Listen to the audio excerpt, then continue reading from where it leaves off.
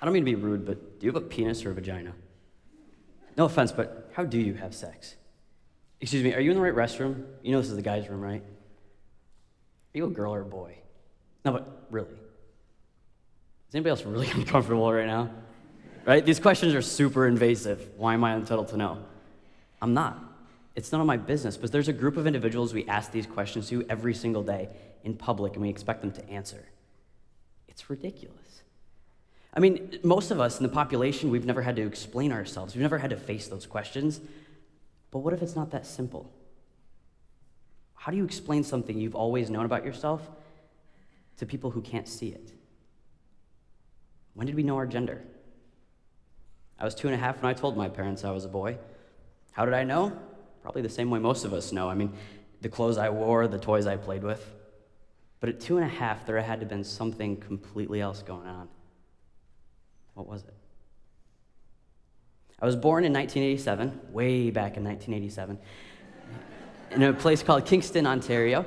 And when I came out, the doctor looked between my legs, handed me to my parents, and said, "Congratulations, Mr. and Mrs. Wagoner. You have a beautiful, healthy baby girl." And that's the way they raised me. My mom loved having a little girl. She used to put me in the most ridiculous, frilly dresses I've ever seen, send me off to school with bows in my hair, and as soon as I got to the bathroom at school, I would take the suit and tie I stuck in my backpack, put it on, and walk out as the most dapper fourth grader you've ever seen. I was about a step away from a top hat, monocle, and cane. It was awesome. Because for the first time, that's who I felt like. When I was 9, I went to go get my hair cut, and before then, thank you, Mom, my hair was down past my butt, and it would go into the toilet when I would go to the bathroom. But anyway, so the point is, I went to get my hair cut one day, and the gentleman asked, how long do you want it cut? Do you want it just to trim? No, all the way off, just like my brothers. And so he did. And I was so excited, but my mom, when she walked in, she was horrified. But I was excited because for the first time, when I looked into the mirror, I saw myself. It took a while for my hair to grow back out, and during that time, people would mistake me for a little boy, so my parents would jump in to correct them so I wouldn't be uncomfortable, but what they didn't know was I wasn't uncomfortable until they corrected them. When I first started transitioning, I didn't give people enough time to transition with me. I didn't know that it wasn't just my transition. Anybody that knew me had to transition too. So when my dad said, "It's like losing a daughter," and I was like, "No, it's gaining a son," I didn't know that I had no idea what I was talking about. It absolutely was losing a daughter, because regardless of what I knew to be true about myself, their truth was that for 21 years they had a daughter, and she was disappearing in front of them. See, I thought they were gaining a son, but they were gaining somebody that reminded them of the happy daughter they used to know, but with a slightly better beard. For a while, I was Schrodinger's child. I was both their daughter and their son. And that was the most difficult balancing act I've ever encountered, because I had to give them time to grieve for me while I was standing in front of them trying to be the man that I wanted to be. I started transitioning when I was 21, and around that time, my mom flew out to Arizona to explain to my grandparents what was going on with their grandkid. So before she even had a chance to put her bags down, my grandma grabbed her by the hand. "Nope, we're going for a car ride." "All right. What's going on with my granddaughter?" "Well, when we get home, you and Pop and I, we can sit down and have a lovely..." "No, I want to know now." "All right. Well, she's going through some changes, some kind of big changes. She cut her hair. She goes by the name Noah, and she has a different gender now." "Noah? Gender?" "Yes, Noah. She's transitioning to be a boy." "Well, that kid's wanted to be a boy ever since he was little. What the hell took you so long to figure it out?"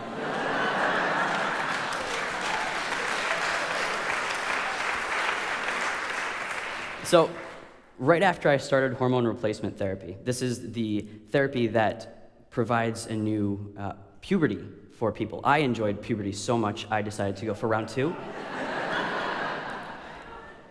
So I went out to fly out to spend some time with my grandparents to get some one-on-one time with them. And again, before I even had a chance to set down my bags, my grandma jumps up from her chair, runs over, your beard, Jack, look at her beard." I have been blessed with having a wonderfully supportive family. But it's important to note not everybody has that. For those of us who do, we find it in a community, but there's a huge level we've missed. That's the legal level. And it's amazing how many people don't know we still need to have this conversation. For example, New York, a relatively progressive state, it's legal for me to be fired from a job, asked to leave a public facility like a theater, restaurant, hotel. I can be refused treatment in a hospital. I can be evicted from housing just for being trans. The Gender Expression Non-Discrimination Act, GENDA, the act that would protect those basic rights of mine, 7 times, including this past week, has passed in the state assembly, but it's never been allowed to come to the floor in the Senate. The most heart-wrenching statistic I've ever heard comes from a survey from 2010. The attempted suicide rate for the general population is 1.6%. At over 25 times that, you'll find the trans population, at 41%. My family has loved me my entire life. My community has been there for me every step of the way, and I fell in love with my wife the first time I met her, not because she mixed up all of my pronouns to my face, but because she cared enough to try to respect and reaffirm what I already knew to be true about myself.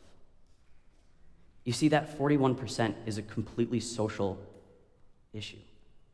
You ask any trans person what their story is, and it's pretty much identical to mine. We know something's different about ourselves. We learn about that difference, we transition, and then we live.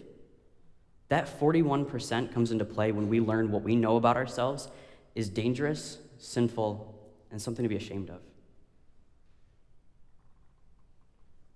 That's not right. So in 2010, I lied, 2009, I'm so old. So in 2009, Jason Robert Ballard and I started the Self-Made Men. It's an organization providing a central location for education, advocacy, and mentorship for transgender males. When Jay and I grew up, we didn't have any resources like that. And we knew it would be irresponsible to leave other people, other trans guys, without that support. So we started the organization to help them, their families, and their significant others. It wasn't long before the Self-Made Men garnered enough momentum to grow and expand, and there's now a dedicated staff providing outreach, social media, and a pen pal program that connects over 15,000 trans guys in the world. Yeah. But what we are in desperate need of is a louder voice and action of our allies. We need you to stand up and speak with us. When I was in high school and I learned about the civil rights movement, I remember being like, yeah, if I were there, I would have done the same thing. This is the civil rights movement of your generation. This is the time to stand up and act on that passion, to stand up and do the right thing, to speak for those whose voices too often go unheard. It's time to do that. But how? You start. If you give yourself the chance to try to learn the new terms that you have to learn, and there's a lot of them, but if you give yourself a chance to learn that and allow yourself to make mistakes, we'll always meet you halfway. We want to be accepted and celebrated, but we have to be respected. Don't ask us about our surgeries and our medical procedures and things like that. Trust us, we know those are exciting and very, very interesting. But they're almost always invasive questions, and they're always irrelevant to conversations. Most of those questions can be answered with quick Google searches now. So instead, ask us about our preferred gender pronoun. Ask us what name we want you to use for us. By asking those questions, you allow us the chance to reestablish our own identities. There's no greater way to reestablish individual power than by asking someone how they wish to be respected. So now let me ask you, what's your name? What's your preferred pronoun? My name's Noah, and I'm a man. Thank you.